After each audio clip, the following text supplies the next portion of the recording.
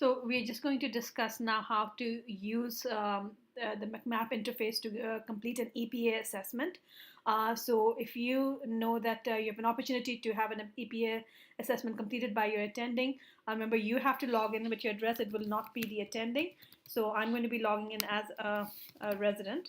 And you can do this on your mobile phone as well, or any other device.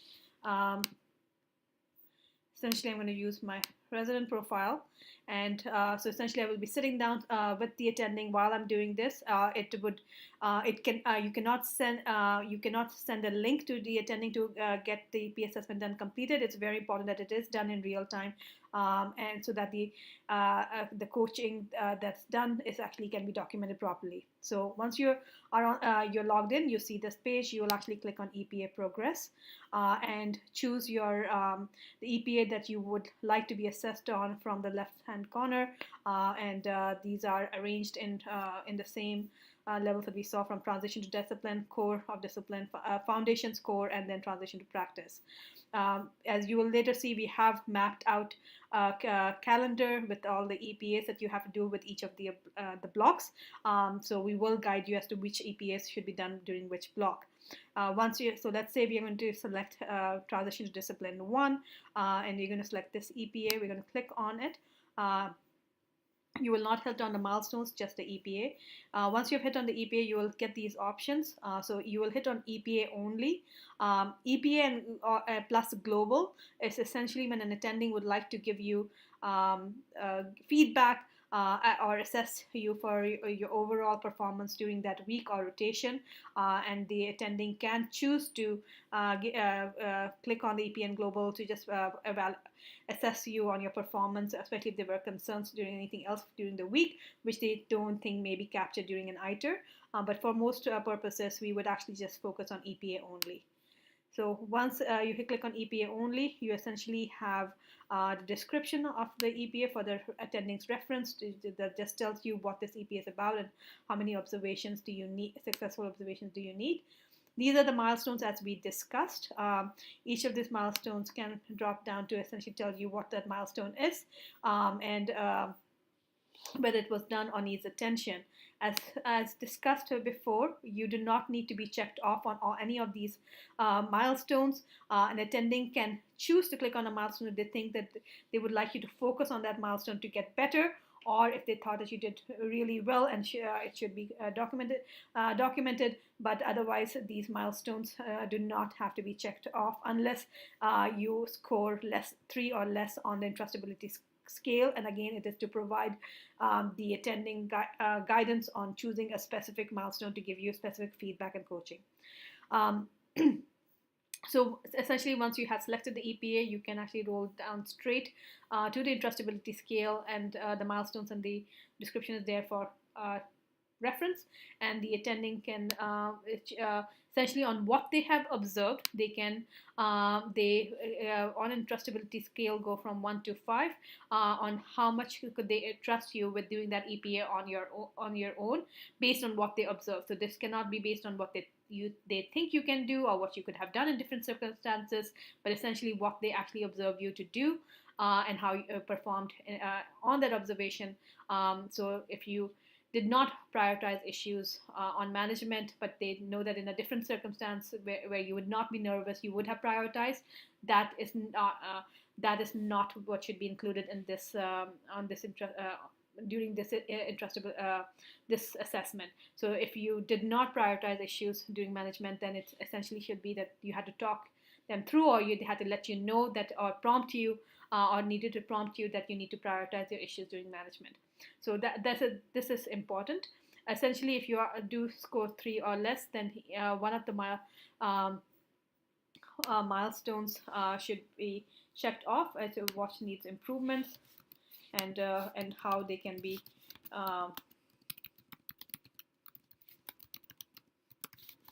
get better. I'm just going to say prioritize issues during management plan to be focusing on life-saving issues first, and And then they can actually and this last part is actually important, where they document what they coach you around, and they should at least discuss one aspect on which you could improve on this specific EPA. So they can mention what you did well. So focus, history, net, and patient.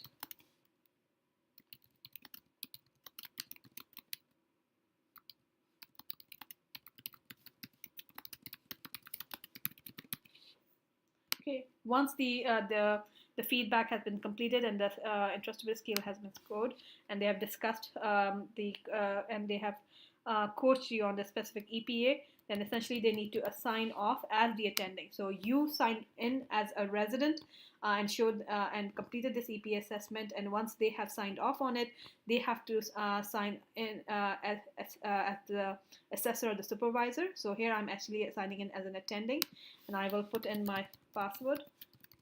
So if this was, for example, Raj and Maya, he would be putting in his password and signing it off. So just to make sure. So once I've completed an assessment, it will essentially say assessed successfully, and this will show up on my progress, and I can see that I have successfully completed this EPR. I still have some that are in progress and need to further work on. A few important points about completing your assessments. So there are certain EPAs, and this will be discussed, and you will be guided along around these.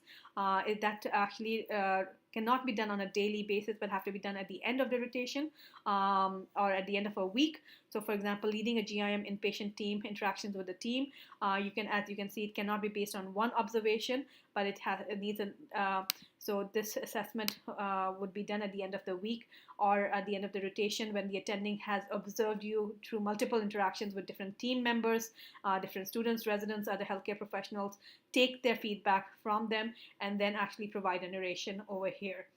So this is important to remember, that this would actually require some planning, and for you to actually just advise your attending that this is how they would actually complete this EPA.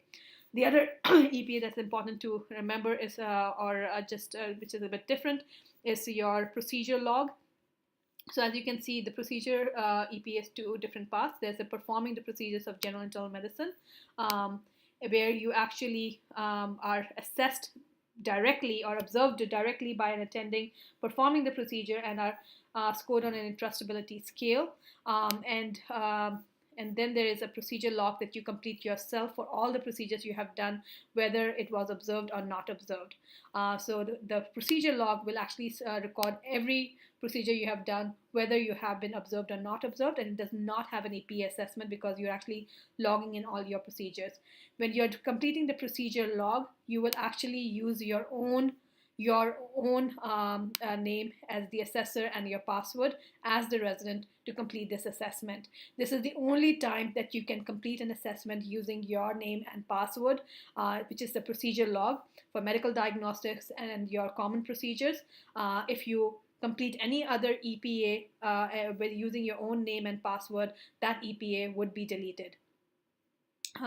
The other thing to remember is that if you have an assessor who's not in the system, you can use the override function. So override IM and actually then write in the name of that attending. There will be a common password which is provided on your website that they can actually use. So if you are in the community or in the ICU or IM, just make sure that you provide the name of the attending, and they will have a password that they can use to complete it. Okay. To track your progress on the EPA, we have each of you would have now gotten a website link, which is specifically only you can access, and myself and Raj and Kimi can access it. It actually gives you instructions on how to complete an EPA assessment on the first page. It then actually has quarterly reports that we would be where all the EPAs would be collated and presented to the competence committee. Over here we're using Ashish's EPA website, and these are not his EPA assessments. We are just using an example where you will just have a graph.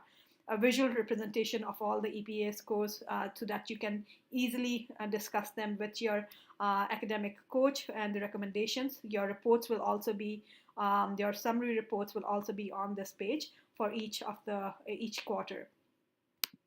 This is actually the most important part that you will be using during the month, and this is this will be linked to your Med Portal calendar as well.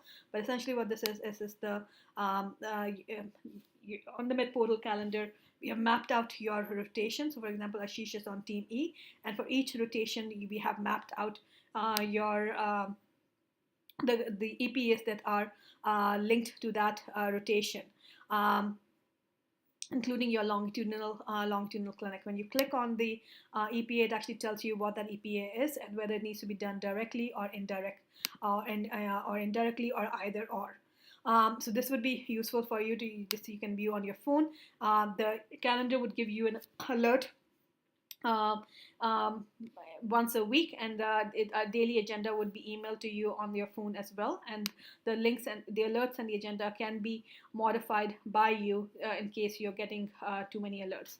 At the bottom of the page, you do have a document that actually gives you the details of each EPA. How many do you need of them? How many do you need, and which rotations you will get the opportunities to complete them.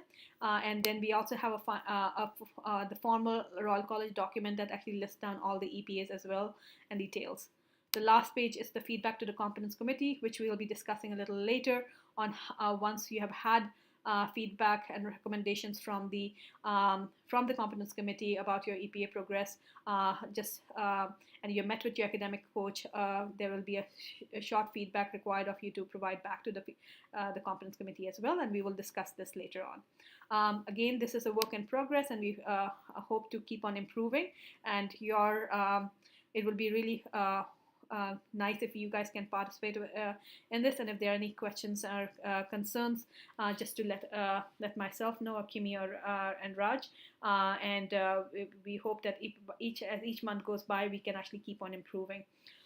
We've also set up a chat group on Med Portal, where if you have any instant questions, you can ask in a group as well. And again, hopefully we'll make this really successful. Thank you.